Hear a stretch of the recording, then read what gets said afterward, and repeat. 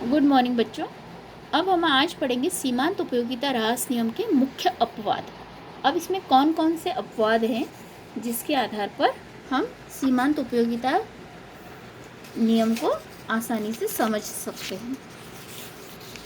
ठीक है, अब इसमें देखिए सबसे पहला है आपका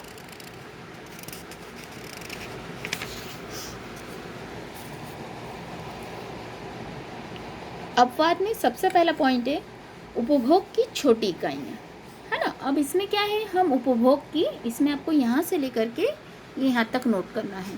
ठीक है, इसमें हम उपभोग की छोटी छोटी इकाइयों को इस्तेमाल करते हैं। छोटी छोटी इकाई यानी एक एक चम्मच चाय है ना, जो कि हमको अगर देखा जाए तो हम एक एक घूंट करके पीते हैं तो निश्चित सी बात है हमको उसका सेटिस्फेक्शन ज़्यादा मिलता है ना।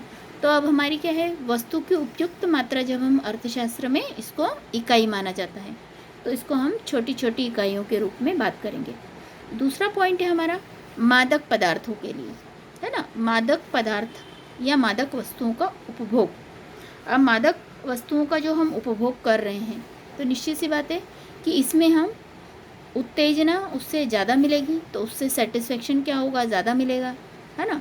तो जो पीने वाला व्यक्ति है जो हमेशा मदिरा पीता रहता है उसको क्या मिलेगा, हर एक सीप के साथ या हर एक प्याले के साथ में अधिक संतुष्टि मिलेगी।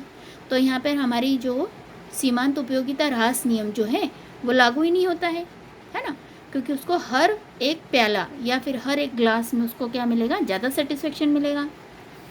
ठीक है, फिर थर्ड है दुर्लभ और अद्भुत वस्तुओं के संग्रह के लिए, है ना। अब आप लोगों को सभी को पता है जो दुर्लभ वस्तुएं इकट्ठी करते हैं, जैसे देश विदेशों के टिकट हैं, पुराने सिक्के हैं या महान व्यक्तियों के हस्ताक्षर हैं, तो उनको ज़्यादा मज़ा आता है। उनके पास जितने ज़्यादा होंगी उनकी क्यूरियोसिटी क्या होगी, उतनी बढ़ेगी, उनको संग्रह करने की क्षमता उनकी और बढ़ जाएगी। तो इस तरीके से क्या है, उनको इसमें ज़्यादा मज़ा आएगा। अब इसके बाद हम बात करेंगे द्रव्य शक्ति और साथ में प्रदर्शन प्रियता, है ना। अब कुछ व्यक्तियों को क्या होता है, अपने द्रव्य यानी पैसे का बड़ा लोभ होता है, धन की लालसा उनमें ज़्यादा होती है। जैसे कंजूस व्यक्ति, है ना, तो वो क्या करते हैं, राष्ट्र में वो लोग शक्ति संचय, मतलब सिर्फ उनको पैसे का ही महत्व रहता है, तो वो पैसे को ही क्या करते हैं, सिर्फ इकट्ठा करने में लगे रहते हैं और उसी का वो दिखावा करते हैं। तो ये चीज़ें भी हमारे क्या करती हैं, अपवाद है। इससे क्या है, उनकी डे बाय डे क्या है, क्षमता बढ़ती जाएगी, तो उसमें सीमांत उपयोगिता ह्रास नियम लागू ही नहीं होगा, है ना। अब देखिए पूरक वस्तुएं। अब आपको भी सभी को पता है कि पूरक वस्तुएं जो होती हैं उनको हम यूज़ कर सकते हैं, जैसे इंक पेन है और स्याही। ठीक है, अगर हमारे पास में इंक पेन है तो उसकी स्याही की बोतल भी होना ज़रूरी है। कार है तो पेट्रोल का होना भी ज़रूरी है ना, क्योंकि उसके बिना चलना मुश्किल है। अगर आपको गैस चूल्हा है और अगर आपके पास सिलेंडर नहीं है, टंकी नहीं है, तो आप उसके बिना गैस यूटिलाइज नहीं कर सकते हैं। तो ये भी हमारे पास में एक बनावटी अपवाद है ना। तो इसमें भी सीमांत उपयोगिता ह्रास नियम लागू नहीं हो पाता है, तो ये हमारे अपवाद हो गए। अब इसके बाद हम बात करेंगे नेक्स्ट क्वेश्चन की। नेक्स्ट क्वेश्चन है हमारा सीमांत उपयोगिता ह्रास नियम का महत्व। ये देखिए क्वेश्चन नंबर 52, सीमांत उपयोगिता ह्रास नियम का महत्व बताइए। अब इसका महत्व क्या क्या है, सबसे पहले महत्व की बात करें, मूल्य निर्धारण का आधार, है ना। सबसे पहले सीमांत उपयोगिता ह्रास नियम जो है मूल्य का आधार है। इससे वस्तु से हमको क्या मिलती है, सेटिस्फेक्शन मिलता है। ठीक है, तो उससे मूल्य की कमी और पूर्ति घटने पर भी वृद्धि होने की कारण का पता चलता है। मतलब अगर मूल्य बढ़ जाएगा तो निश्चित सी बात है उसकी पूर्ति कम हो जाएगी हमारी, है ना।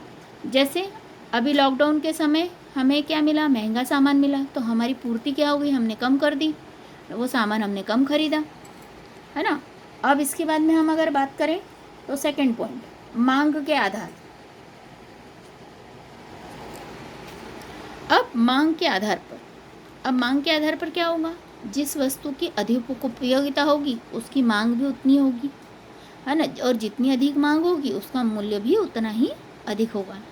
तो मांग के नियम के आधार पर ये लागू होता है। उपभोक्ता की बचत का आधार भी है कि उपभोक्ता की बचत किस हिसाब से है ना, किसी वस्तु की अधिकाधिक इकाइयों को खरीदने पर भी उससे क्या मिलता है, हमको सेटिस्फेक्शन कम मिल जाता है ना, तो दूसरी वस्तु खरीदना ठीक समझता है। ठीक, इसके बाद में उत्पादन का आधार है। अब उत्पादन के आधार पर क्या होगा, उत्पादन के आधार पर इसमें नई नई वस्तुएं आती रहती है मार्केट में, आपको सबको पता है।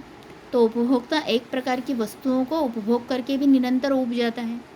तो अधिक से अधिक मात्रा में अगर उसको संतुष्टि चाहिए, तुष्टि गुण चाहिए, तो क्या करेगा, दूसरी वस्तुओं को भी क्या करेगा, इस्तेमाल करेगा।